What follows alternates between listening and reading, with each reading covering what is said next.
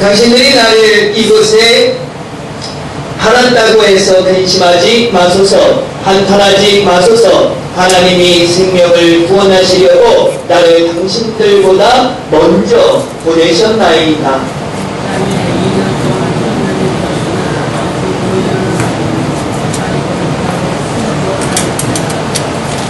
하나님이 큰 구원으로 당신들의 생명을 보존하고 당신들의 후손을 세상에 두시려고 나를 당신들보다 먼저 보내셨나니, 그런즉 나를 이리로 보낸 이는 당신들이 아니요 하나님이시라. 하나님이 나를 바로에게 아버지로 삼으시고 그 온 집의 주로 삼으시며 애굽 온 땅의 통치자로 삼으셨나이다.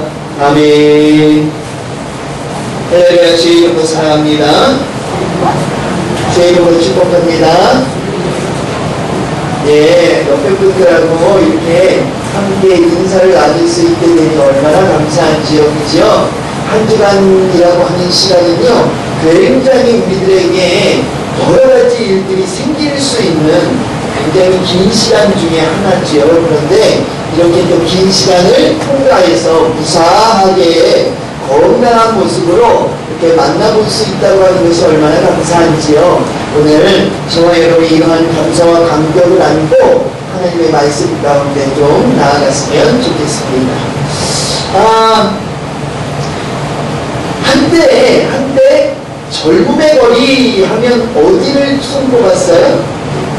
네? 젊음의 거리. 예. 옛날엔 뭐 명동도 꼽고 또, 예? 신촌 또, 네, 뭐 여인도 다 나오네요. 그렇지만 뭐니 해도 대학로를 꼽을 수 있죠, 그죠? 대학로 그러면 젊은이들이, 특히 대학생들 나이의 또래들이 모여서 즐겁게 노래하고 춤추고, 그죠? 그런데 요즘은요, 대학로보다 더 뜨는 곳이 있는데 바로 홍대입니다. 그래서 요즘 친구들은요, 홍대 하면 젊음의 거리, 젊은 사람들이 모이는 곳. 야, 어디로 모여? 홍대. 대부분의 젊은 친구들은요, 굉장히 홍대라고 하는 거리를 젊음의 거리로 손꼽는다고 합니다. 저도 얼마 전에 며칠 된 건 아니지만, 그래도 조금 됐지만요, 그래도 얼마 전에 홍대에 다녀온 적이 있어요.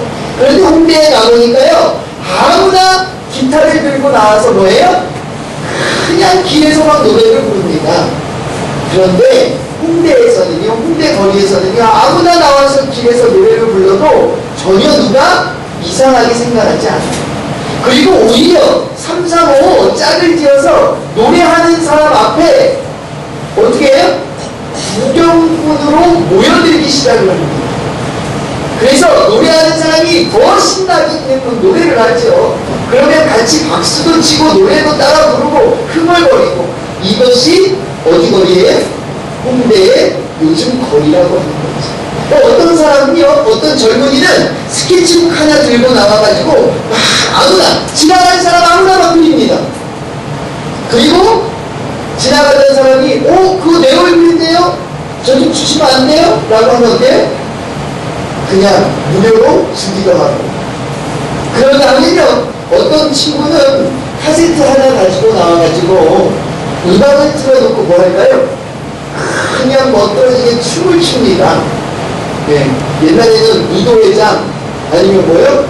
나이트, 디스코텍 뭐 이런 데 가서 춤을 추는데요, 요즘 젊은 친구들은요, 음악을 막 길에다 틀어놓고 막 춤을 추는 거죠. 그러면 또 누구든 또 쫓아와서 춤을 춰요? 지나가던 친구들도 그 음악에 맞춰서 막 춤을 추는 거리가 바로 홍대의 거리라고 하는 거죠. 그런다면 큰 소리로 연극 연습을 하나 봐요. 큰 소리로 발성 연습도 하고요. 하여튼 가보면 희한한 친구들이 많이 있어. 그래도 홍대 거리에서는 이상하게 봐요, 안 봐요? 네, 이런 데서 그래봐요. 네, 이런 데서 그러면 아니 저런 미친놈 이럴지 몰라. 그런데 홍대 거리에서 이런 일들을 하는 청년들, 이 젊은이들을 보면 전혀 이상하다고 생각하지 않고 오히려 그들과 함께 뭐예요? 그들과 함께 즐기려고 하는 사람들이 많이 있다고 하는 것을 저와 여러분이 만나게 되죠.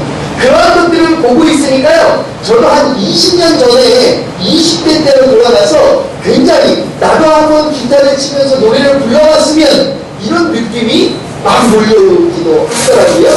왜 그럴까요? 왜? 그런 분위기 속에 들어가면 자신도 어떻게 돼요? 젊어지기 때문에 그래요. 그래서 나이도 뭐도 다 잊어버리고 그 분위기에 뭐 한다고 그래요? 분위기에 취한다고 그래요. 술만 먹고 취하는 게 아니라 분위기에도 사람은 취하기 마련이에요. 그래서 그 속에 막 들어가려고 하죠.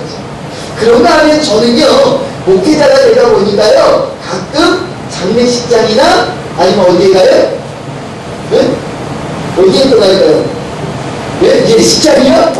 네, 예식장도 가지만 장례식장 아니면 또 우리가 이 장례식장과 같은 화장터에도 가게 됩니다.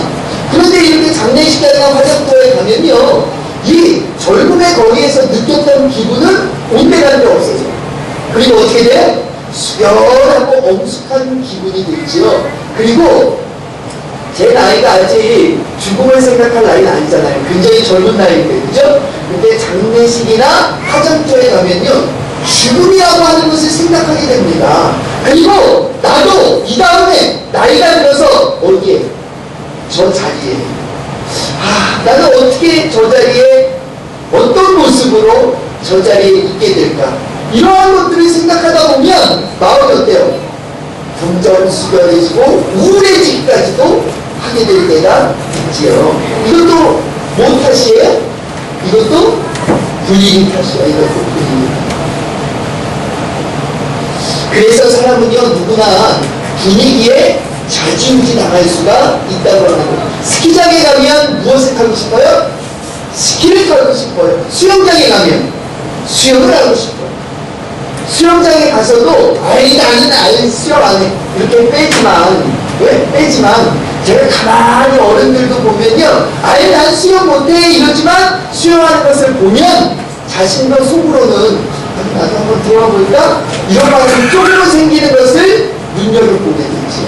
이것이 다 누구 탓이냐? 바로 분위기 탓이라고 합니다. 어떤 분위기에 우리가 거하느냐에 따라서 우리들의 마음의 중심이, 우리들의 모습이 달라질 수 있다고 하는 겁니다. 오늘 사람이 살아감에 있어서 무엇이 중요하냐? 분위기가 참 중요하다고 하는 것을 저는 여러분들에게 이야기하고 하나님의 말씀을 전하려고 하는데요. 저와 여러분이 이렇게 분위기가 아주 중요하다고 하는 사실을 좀 깨달아야 하는데 깨닫지 못하고 이 분위기를 흐려뜨리는 사람들이 굉장히 많이 있습니다. 불운한 가정에서 큰 아이들이 너무나도 분위기가 좋은 가정에서 자란 아이들보다 잘못될 확률이 몇 퍼센트나 되는지 아세요? 네? 거의 90% 정도가 잘못될 수 있는. 그러니까 분위기, 가정 분위기가 안 좋은, 그러니까 돈이 있고 없고를 떠나서, 돈이 있고 없고를 떠나서 부모들이 어때요? 부모들이 날마다 싸워. 카톡도 싸워. 아버지는 맨날 뭘 마시고 와요? 술 마시고 와서 뭐예요? 그냥 가만히 자면 좋은데, 네? 물건도 때려 마시고 또 뭐예요? 네? 엄마도 때리고 자녀들도 때리고 막 이런 가정에서 큰 아이들은요, 잘못될 확률이 몇 퍼센트라면 좋은 분위기 속에서 자란 아이들보다 잘못될 확률이 90%나 된다고 하는 거예요. 사람은 이렇게 분위기가 굉장히 중요합니다. 여러분들이 어느 잘 알고 있는 사람이 있어요. 바로 맹자의 어머니인데요. 맹자 엄마는 맹자의 교육을 위해서 몇 번이나 이사했대요? 몇 번? 네? 99번은 어디서 나오는 거야? 자, 몇 번이나 이사했냐 하면 3번이나 이사했다고 합니다.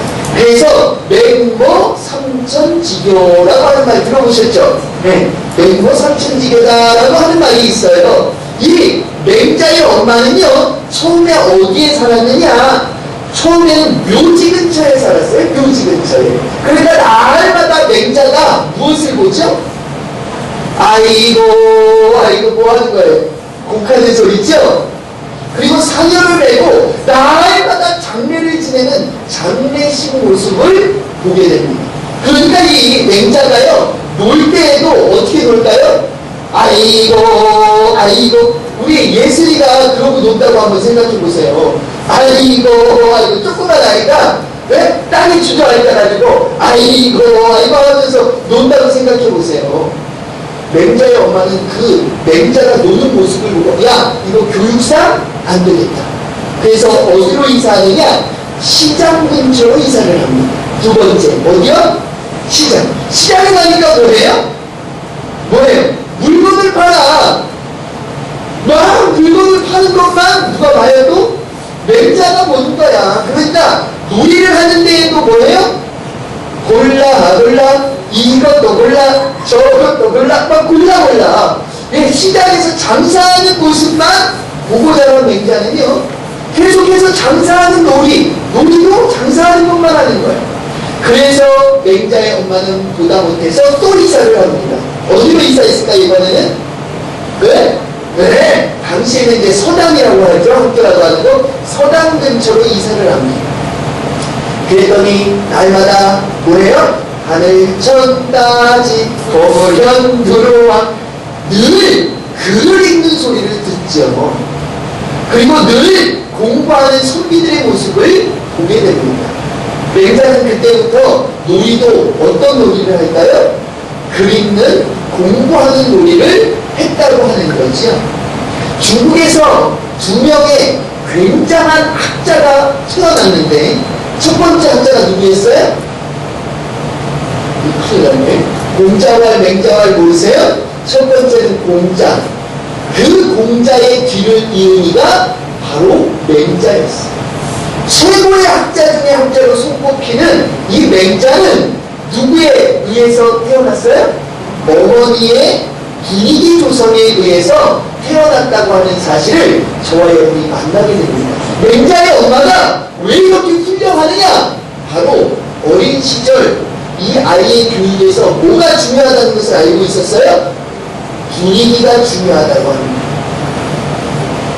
사랑하는 성도 여러분, 저와 여러분이 살아가고 있는 이 세상은 분위기가 굉장히 중요합니다. 거짓말하는 분위기 속에서 자란 아이는 뭐가 될까요? 사기꾼이 될 수밖에 없어요. 남의 것을 제 것인 양 가져다가 쓰는 그 분위기 속에서 자란 아이는 무엇으로 클 확률이 많아요? 도둑놈으로 클 확률이 많죠? 남의 것도 제 것인 양 가져다 쓰니까. 그런가 하면 올바른 신앙의 분위기 속에서 자란 아이는 뭐가 될 확률이 높아요? 네? 저같이 목사가 될 확률이 높죠. 제가 어디에서 자라났을까요? 목회자의 가정. 아유, 교회에서 컸어, 교회에서. 그랬더니 뭐가 자라났어요? 목회자. 이 분위기가 얼마나 중요한가라는 거죠.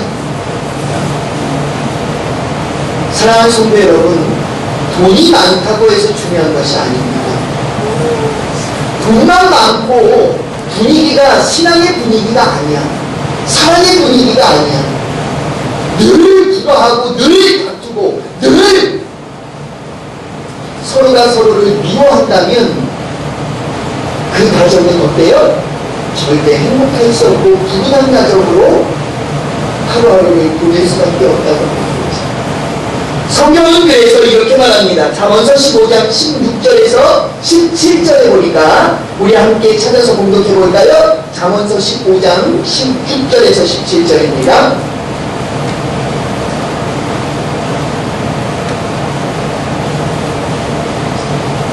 자, 잠언서 15장 16절로 17절입니다.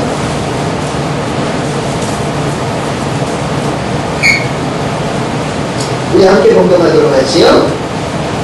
가상이 적어도 하나님은 여호와를 경외하는 것이 크게 뭐해요? 부하고. 그러니까 돈이 없어도 누구를 경외하면? 하나님을 경외하면 크게 뭐해요? 예, 큰 부자로 살아갈 수 있다고 하는 거죠. 자, 그 다음 번뇌하는 것보다 나으니라. 채소를 먹으며 서로 사랑하는 것이 살찐 소를 먹으며 서로 미워하는 것보다 뭐예요? 예, 그러니까 고기 한 처럼 못 먹고 흰두더기만 뜯어 먹어도 서로가 사랑하는 가정에서 크는 것이 좋아요, 나빠요? 그것이 좋다는 거예요. 살찐 송아지를 날마다 잡아먹어도 서로가 뭐하면 여기 보니까 미워하면, 가정 식구들끼리 미워하면 뭐예요? 흰두더기 뜯어먹고 사랑하는 것보다 못하다고 하는 거예요. 그런가 하면 자, 앞으로 또 넘어가보죠. 17장 잠언서 17장입니다. 잠언서 17장 1절에도 보니까 이런 말씀이 또 기록되어져 있죠. 우리 함께 공독해봅니다. 잠언서 17장 1절 다시 공독합니다. 시작. 마른 떡 한 조각만 있어도 화목하는 것이 제육이 집에 가득하고도 다투는 것보다 나으니라. 마른 떡 한 조각만 있어도 뭐 하는 것이? 화목하기만 하면 집에 뭐가 많은 것보다, 집에 제육이 뭐예요? 고기. 집에 고기가 가득 쌓아져 있는 것보다 낫다는 거야. 어떻게 할 때? 다툴 때. 고기가 집에 가득 채워져 있어도 집안 식구들끼리 뭐하면 늘 툭탁툭탁 싸우면 그것은 뭐보다 못해요? 한 조각 빵을 가졌지만 사랑을 나누는 가족보다 못하다고 합니다. 자, 잠언서 21장 9절로도 한번 가봅니다. 잠언서 21장 9절입니다. 자, 우리 함께 또 공독합니다. 시작.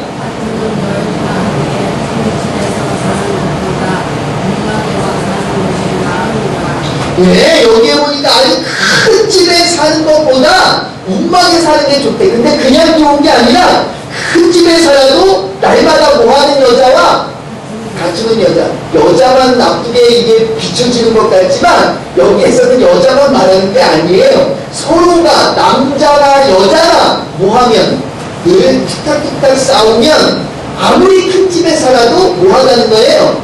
행복하지 않다는 거예요. 그러나 운막에서 살아도 남자와 여자, 남편과 아내가 서로 사랑하면 그것이 뭐예요? 그것이 최고라고 하는 거죠. 바로 하나님께서는 오늘 저와 여러분에게도 분위기가 어떤 분위기가 좋다는 거예요? 네? 사랑하고 화목하고 서로 가정이 평안한 분위기를 만들어서 사는 가정, 이것이 하나님이 원하는 가정이라고 하는 거죠. 사랑하는 성도 여러분, 평안한 가정, 행복한 가정, 그리스도의 사랑이 넘치는 온전한 신앙의 가정을 저와 여러분이 이루어갈 수 있기를 주님이라고 간절히 축원합니다. 반드시 저와 여러분이 이런 분위기의 가정을 만들어가야 돼요.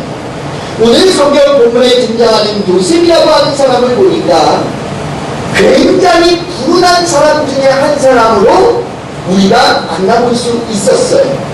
그런데 오늘 성경 본문에는 이제 그런 부분의 요셉이라고 하는 사람이 형들을 다시 만나게 되는 장면이 기록되어져 있는데, 특별히 이 요셉이라고 하는 사람은 어떤 사람이었어요?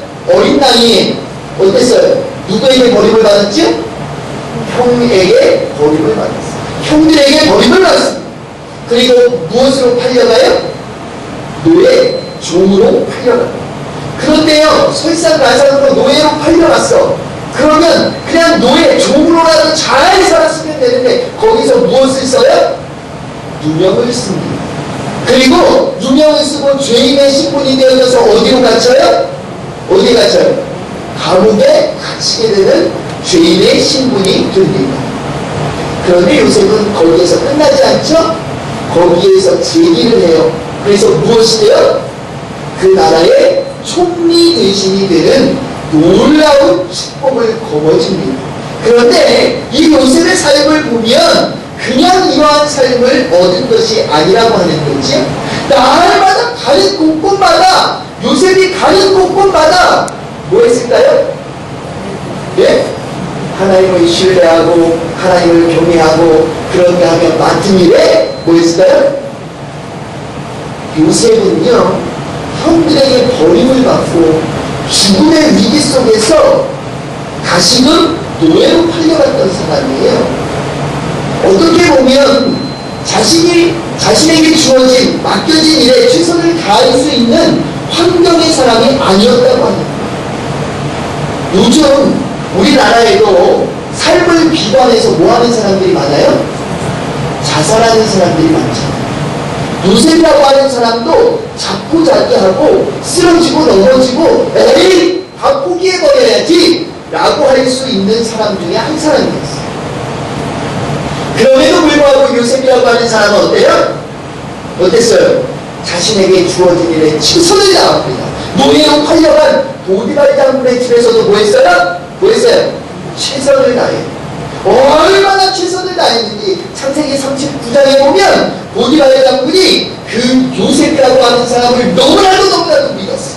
그래서 요셉에게 뭐 했어요? 총무의 직분을 맡깁니다. 총무가 뭐예요? 그 집안의 모든 것을 관여하는 최고의 관리인으로 삼았다고 하는 거죠. 그런데 하면 모든 것 누구만 빼고 다 맡겼을까요? 자신의 부인은 빼가야지. 안 그래요? 그래서 자신의 부인만 빼고 모든 것을 다 맡겼어.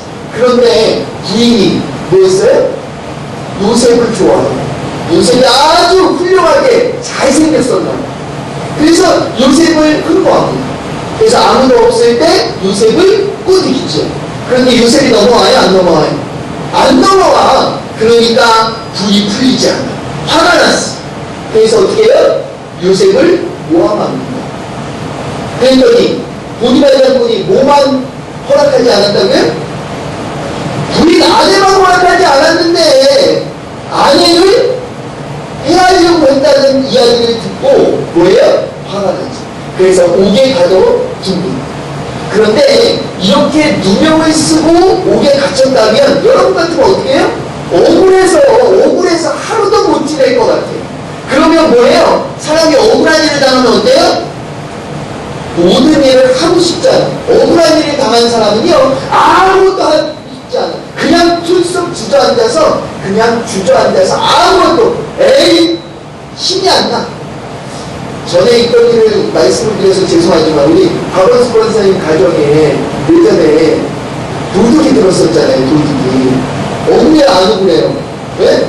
아니 내가 모아놓은 거 다 잃어버렸으니까 억울하지. 그러니까 우리 권사님도 가서 보니까 틀썩 주저앉아가지고 그냥 눈물만 흘리시는 거예요. 눈물만. 속상하니까.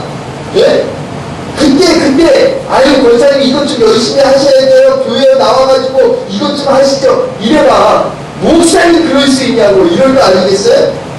이 요셉이라고 하는 사람도 마찬가지예요. 얼마나 억울하겠어. 그죠? 자신은 열심히 일만 했어. 일만. 그런데 모함을 받고 누명을 쓰고 어디에? 감옥에 갇혔다 이 말이에요. 그런데 뭐가 신이 나서 자신에게 주어진 일에 열심을 다하겠냐 이 말이에요. 그런데 요셉이라고 하는 사람은요 그때도 뭐 했을까요? 그때도 하나님 앞에 무릎 꿇어 간구하며 기도했어요. 그리고 늘 하나님을 신뢰하고 하나님께 영광을 드렸어요. 그리고 맡은 일에 뭐 했을까요? 충성을 다해. 그래서 옥에 가서도 옥에 갇혀서도 최선을 다해서 열심히 일을 합니다. 그랬더니 또 그 옥에서 인정을 받았을까요? 못 받았을까요? 또 인정을 받습니다. 우리 창세기 29장으로 한번 가볼까요? 창세기 29장 앞쪽으로 넘어갑니다. 오늘 성경 본문에 앞에서 보니까 29장 22절로 가보죠.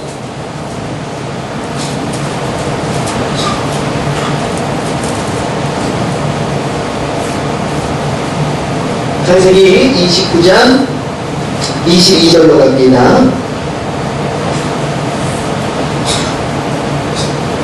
자, 22절부터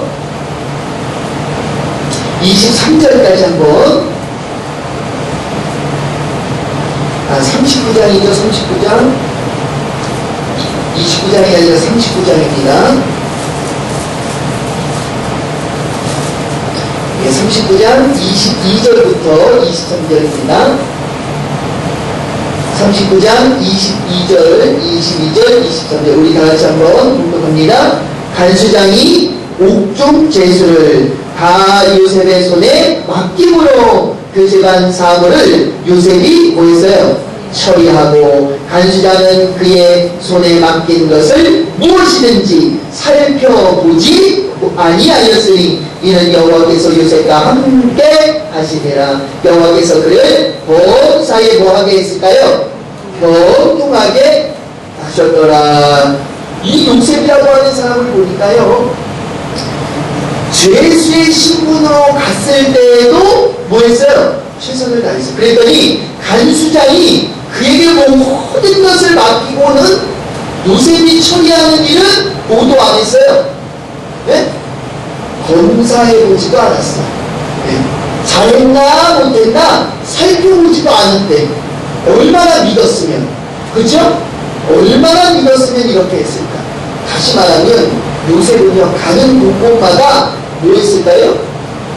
안 좋은 분위기를 좋은 분위기로 만들어가는 사람이었어요. 자신의 신분이 안 좋은 상황이었지만 그 분위기를 안 좋게 만들지 않았다는 거예요. 다시 말하면 종으로 잡혀갔을 때, 에이, 내가 왜 형들에게 버림을 받고 이런 곳에서 이런 처지의 삶을 살아야 되지? 날마다 인상을 쓰고 있었다면 주인이 이 종을 보고 기분이 좋았을까요?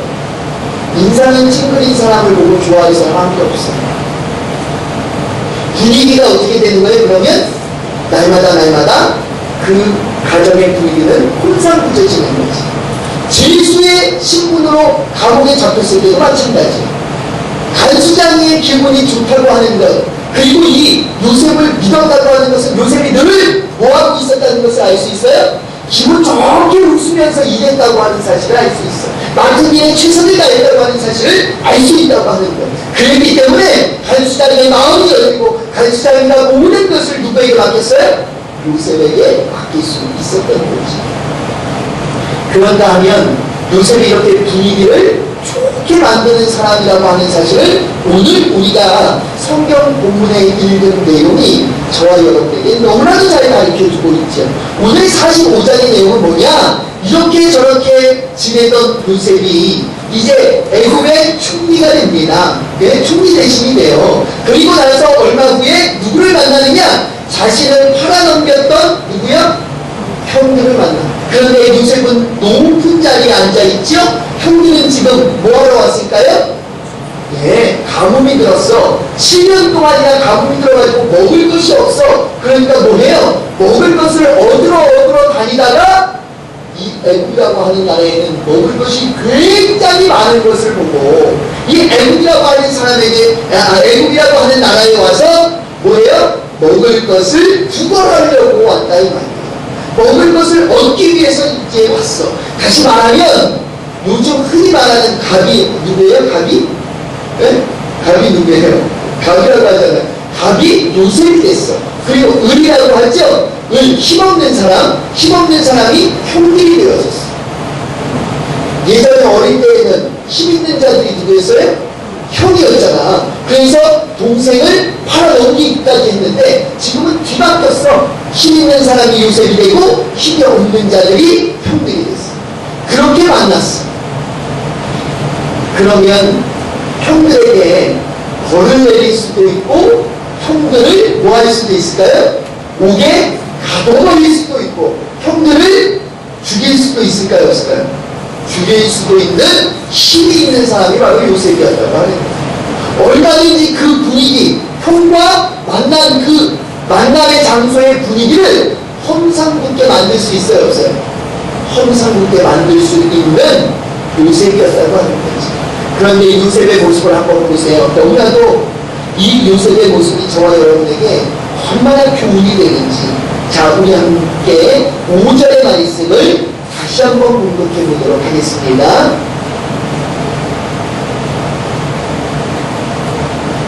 자, 우리 함께 공독하도록 하지요. 5절입니다. 시작. 당신들이 나를 이곳에 팔았다고 해서 근심하지 마소서. 한탄하지 마소서. 하나님이 생명을 구원하시려고 나를 당신들보다 뭐 했어요? 먼저 보내셨습니다. 야, 여기에 보면요, 요셉이라고 하는 사람은 자신을 팔아놓은 게 어떻게 보면 원수예요? 원수가 아니에요? 원수와 같아. 아무리 피를 나눈 형제라 할지라도 원수와 같잖아요. 원수. 자신을 노예로 팔아서 얼마나 요셉이 고생했어요. 그죠? 그런데 요셉은요, 형들은 뭐하고 있어요 지금? 오히려 위로하고 있어. 걱정하지 말라는 거야. 형들이 지금 뭐하니까? 두려워하니까. 야, 우리가 팔아넘겼던 요셉이 지금 이렇게 힘 있는 사람이 되었네? 깜짝 놀라고 두려워하고 겁을 먹은 형들의 모습, 그 형들의 모습을 보면서 요셉은 어떻게 하고 있어요? 위로하고 배려하고 오히려 사랑을 베풀어주고 있는 요셉의 모습을 만나게 됩니다.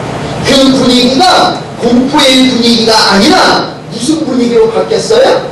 사랑과 배려, 격려, 이러한 분위기로 바뀌어졌다. 화목한 분위기가 아니에요?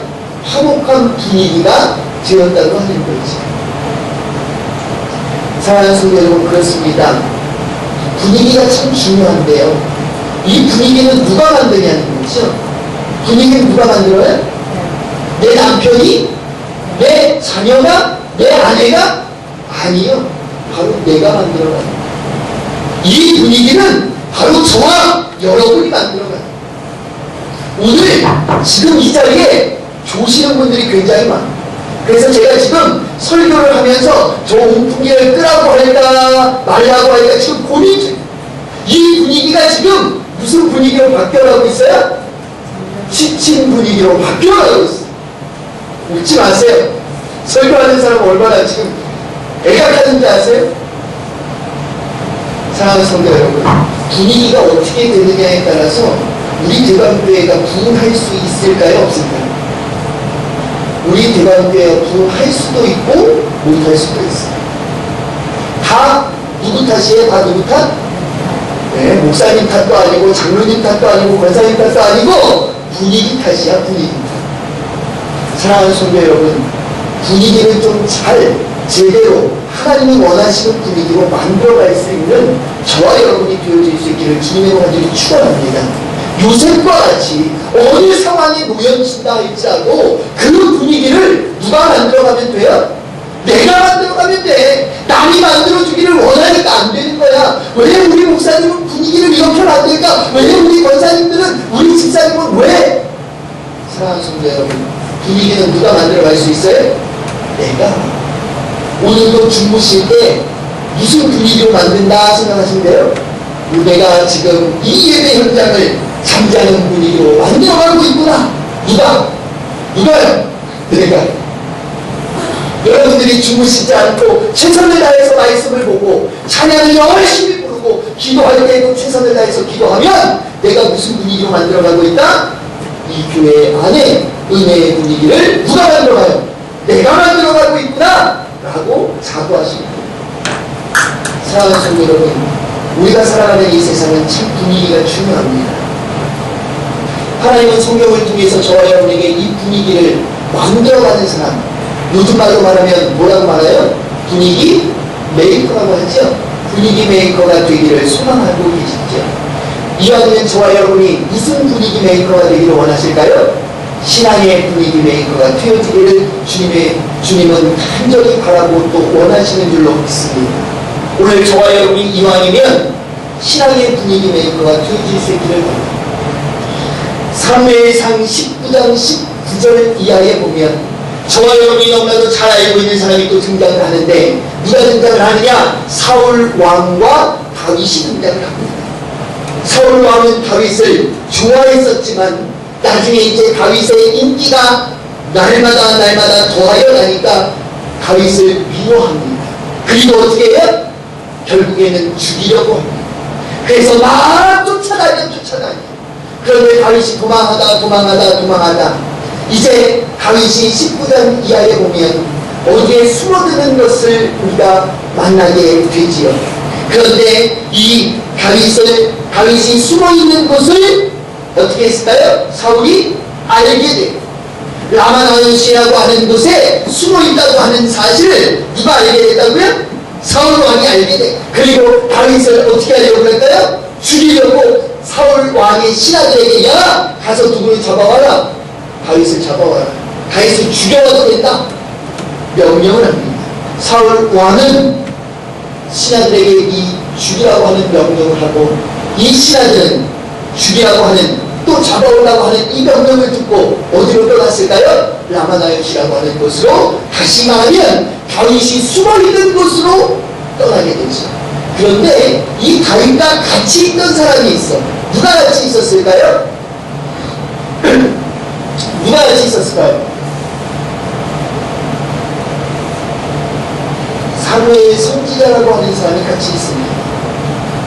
사무엘 선지자가 누구를 숨겨주고 있는 거예요?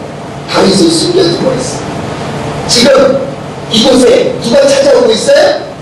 사울왕의 부하들이 누구를 죽이려고? 다윗을 죽이려고. 근데 다윗은 누구와 함께 있어요? 네? 사무엘과 같이 있어. 자, 내용이 정리가 되시죠? 사울왕이 다윗을 죽이기 위해서 신하들을 보냈어. 그런데 다윗은 누구와 함께 있다고요? 사무엘 선지자와 함께 있어. 지금 그런 내용이야. 그런데 여기에서 아주 기막힌 사건이 기록되어져 있는 것을 보게 됩니다. 자, 우리 어떤 장면이냐면 19장으로 가보죠. 자, 사무엘상입니다. 사무엘상 19장.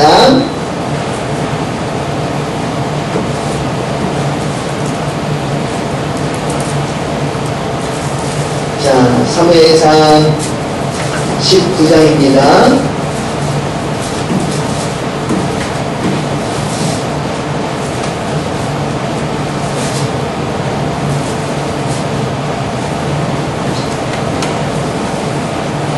장 18절부터 우리 함께 분석해 보도록 하겠습니다. 제가 말씀드린 내용을 잘 이해하면서 함께 분석합니다. 잘 생각하면서, 자, 함께 18절부터 한번 보죠. 다윗이 부피하여 라마로 가서 사무엘에게로 나아가서 사울이 자기에게 행한 일을 다 전하였고, 다윗과 사무엘이 나요스로 가서 살았더라. 어떤 사람이 사울에게 전하여 이르되 다윗이 어디에? 라마나요스에 있더이다 하매, 이제 사울왕이 다윗이 라마나요스에 있는 것을 들었죠? 그런 다음에 20절 어떻게 하는지 보죠? 사울이 다윗을 잡으러 전령들을 보냈더니, 그러니까 사울왕의 부하들을 보낸 거죠? 그들이 선지자 무리가 예언하는 것과 사무엘이 그들의 수령으로 선 것을 볼 때에 하나님의 영이 사울의 전령들에게 뭐 했어요? 임함에 그들도 예언한지라. 다시 말하면 사무엘을 통해서 하나님을 발견하고 하나님의 영이 그들에게 임함으로 뭐 했어요? 그들도 예언했어요. 다시 말하면 사무엘 선지자를 통해서 은혜를 받았어요. 뭐하러 간 사람들이? 네? 다윗이 지치고 왕은 아니죠? 다윗을 잡으러 간 사람들이, 다윗을 죽이러 간 사람들이 사무엘을 통해서 뭘 받았어? 은혜를 받았다니까? 그래가지고 하나님의 영이 임하니까 다윗을 잡아가려고 해야 안 해요. 다윗을 잡아가기는 그냥 무엇을 갖고 돌아가? 은혜 갖고 돌아가. 그러니까 사람을 보내기만 하면 뭐예요? 은혜 갖고 오는 거야. 누구한테?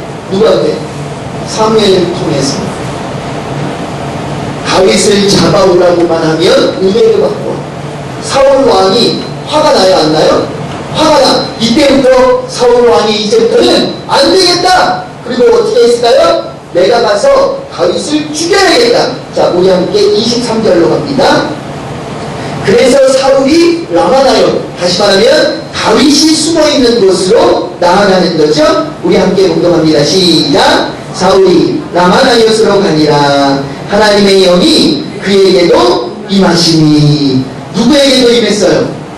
사울 왕에게도 임하게 되는 거죠. 그가 라마나요스에 이르기까지 걸어가며 예언을 하였으며, 그가 또 그의 옷을 벗고 사무엘 앞에서 예언을 하며 하루 밤낮을 벗은 몸으로 누웠더라. 그러므로 속담에 이르기를 사울도 선지자 중에 있느냐 아니라. 여기에 보니까 사울왕, 다윗을 죽이려고 간 사울왕도 무엇을 받았어요? 은혜를 받았어. 쉽게 말하면 은혜를 받았다 이 말이에요. 누구를 통해서? 사무엘 선지자를 통해서 은혜를 받고 다윗을 잡으려고 해, 안 해요? 다윗을 잡기는커녕 지금 뭐하고 있어? 들어 누워있다 이 말이에요. 은혜 받고 들어 누워있어. 이때 다윗은 어떻게 했을까요? 다 해서 멀리 도망갈 수 있었지. 사랑하는 성도 여러분, 오늘 우리 교감교회에 저와 여러분이 어떤 모습으로 이 자리에 와서 앉아있는지, 어떤 모습으로 저와 여러분이 직분을 감당하고 있는지 이 모습을 통해서 깨달아 알 수 있기를 주님의 은혜를 축원합니다. 저와 여러분을 통해서 이 자리가 은혜의 자리가 될 수도 있고, 저와 여러분을 통해서 이 자리가 미움과 다툼과 시기의 자리가 될 수도 있어요. 사랑하는 성도 여러분, 오늘 이 주일 예배가 은혜의 예배가 될 수도 있고 노하는 예배가 될 수도 있어요. 시간만 낭비하는 거저 왔다 거저 돌아가는 예배의 현장이 되어질 수도 있다. 누구를 통해서? 저와 여러분을 통해서. 나 한 사람이 졸면 누구도 졸 수 있어요? 내 옆 사람도 졸 수 있어요. 나 하나 눈 똑바로 뜨고 은혜 받으면 누구도 은혜 받을 수 있어요? 내 옆에 사람. 사랑하는 성도 여러분, 분위기는 이렇게 중요합니다. 강단에서 아무리 제가 이렇게 목 잡고 떠드는 건 왜 그런지 아세요? 목소리가 점점 커지죠? 제가 감기 걸려서 목도 쉬어가지고 안 좋은데 왜 그런지 아세요? 오늘따라 주무시는 분이 너무 많아요. 제가 얘기를 안 하고 넘어갈 수가 없어요. 그리고 온풍기를 너무 세게 틀어놓은 겁니다. 사랑하는 성도 여러분, 2014년도가 다 지나가고 있어요. 여기 보세요. 2014년도 우리 대방교회 분위기는 어땠냐면 빈자리만 보면서 한탄할 게 아니라니까요. 왜 우리 교회는 이렇게 작지? 이 작은 분위기 누가 만들었을까요? 사랑하는 성도 여러분, 전도하는 분위기도 누가 만든 거예요? 내가. 다 같이 한번 해보세요. 내가. 기도하는 분위기는 누가 만드는 거예요? 하나를 가르쳐주면 열을 하셔야지.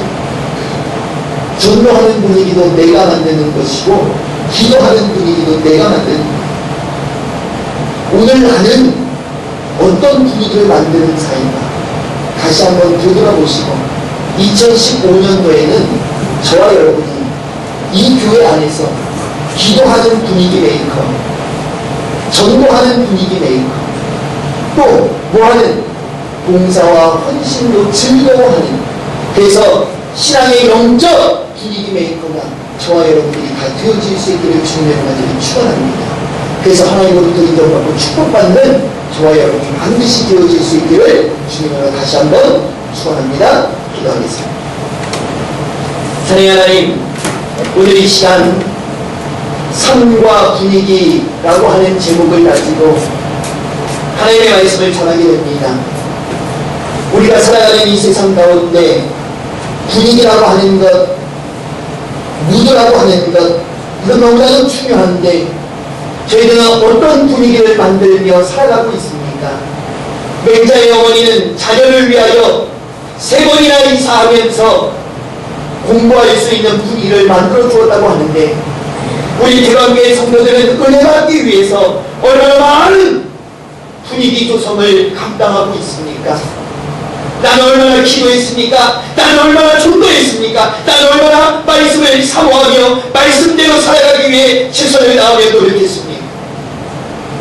하나님, 오늘도 육신의 피곤함 때문에 좋은 것과 같이 영적인 피곤함에 날마다 잠자며 일어나지 못하며 깨어있지 못하며 하나님의 원하는 자의 삶을 살아가지 못하는 저희들의 모습으로 살아가고 있지는 아니하였습니까?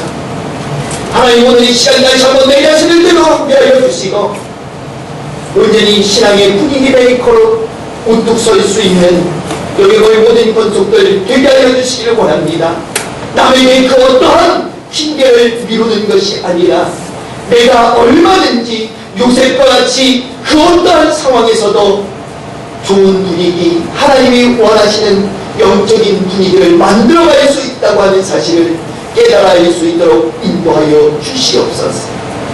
그래서 반드시 하나님으로부터 인정받고 축복받는 2015년도를 맞이할 수 있도록 주님 인도하여 주시옵소서.